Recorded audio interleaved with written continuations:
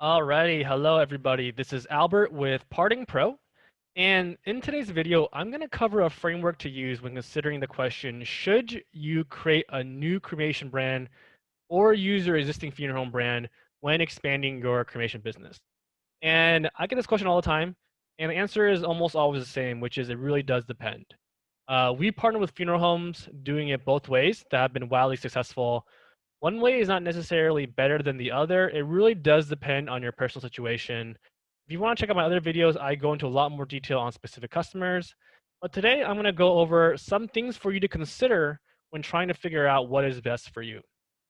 First of all, the only assumption I'm going to make here is because you're considering on launching a new cremation brand or keeping it the same, your goal is to make more money and not less money, right? So typically the two things I consider is number one, how will this affect my existing business? And number two, how will this affect my marketing spend? These two questions make up the framework you should ask yourself when considering the different aspects of your business. I also laid out a few scenarios that are pretty common, and we'll do a few exercises together to go through this framework. Obviously, you could and probably should go in more detail than I'm going to go over today. You can also try to put in some numbers or weights to this as well. Another thing to note here is I'm not going to include any of the revenue gain you're going to get as part of this framework because you're going to get it either way.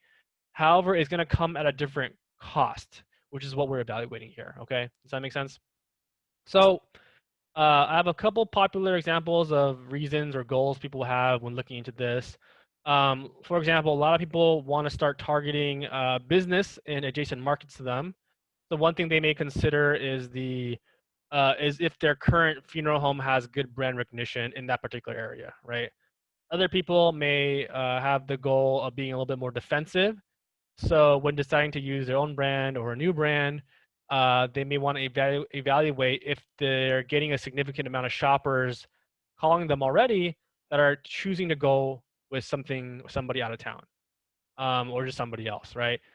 Some people might be considering offering a lower price point to win more volume, but may also be concerned about cannibalization since their price may be on the higher end and they're going to be offering a lower price.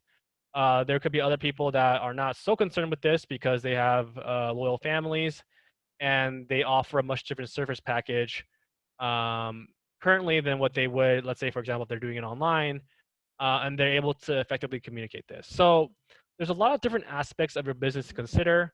I'll run through just a few examples on how to ask yourself these questions. I'm going to do it relatively one-dimensionally, and you can do it this way as well and kind of put it together.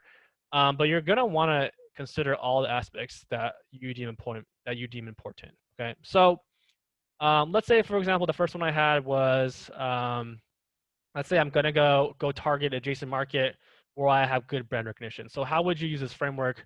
Well, first, I would ask myself, how will this affect my existing business, right? If I'm going to be targeting out an outside area, if I were to start a new brand versus keep the same brand.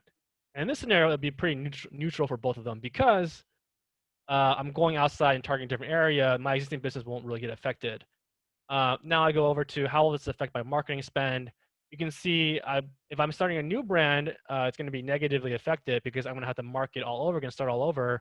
Whereas if I kept the same brand, this would actually positively affect it because I already have good brand recognition in this area. And obviously I can get more business if I were to spend the same amount of money versus starting a new brand. Okay, that makes sense. All right, let's do another one here. Let's say that second example I had, I'm more defensive and I have a lot of shoppers that are calling me, but for some reason or the other, they're going out of town or going with another competitor. If I were to start a new brand to deal with this, how would this affect my current business? I would say that's relatively neutral, right? How about if I were to keep it with the same brand and I were to offer all these other options and services and make it a little bit easier for them? This could positively affect my current business, right? Moving over to the right column, how will this affect my marketing spend?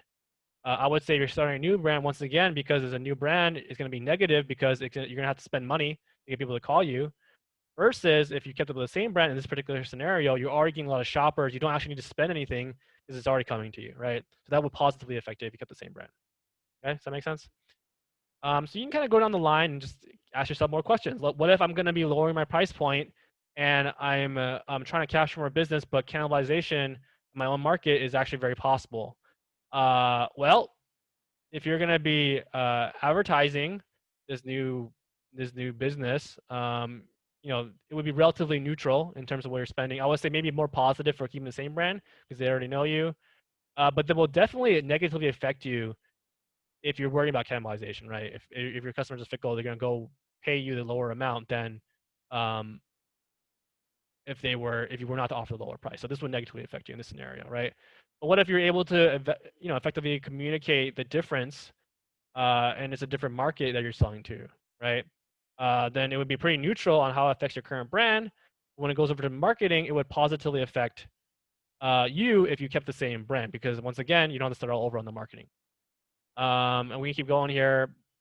What if, for example, a lot of people tell me they have some sort of plan or organic referrals? This could be you got it in with hospice somehow, or you're able to communicate effectively with hospice. And in this scenario, it wouldn't really affect your marketing spend, right? Because either or, you could get that quote unquote referral from hospice. Um, but then if you go into how it's going to affect your current business or existing business, it may negatively affect you if you keep the same brand. Depending, and this once again, this depends on a lot of other things like whether or not you're offering a lower price point and this and that. So these all uh, intertwine with them all intertwine with each other a little bit. So you're gonna want to put some weights to the importance of these things to your business. But once again, you are gonna want to use this framework because the revenue is gonna be there, but at what cost, right? So that's a question you want to ask yourself. So hope this helps. If you guys are trying to figure something out, please use this framework, and you can add to this as well with couple other, you know, aspects that I didn't mention earlier. But yeah, really think deeply about our business. Obviously I can't cover every single thing. If you would like to talk more about this when making your decision, you can always reach out. This is Albert with Parting Pro. Otherwise, we'll see you guys in the next video. Thank you.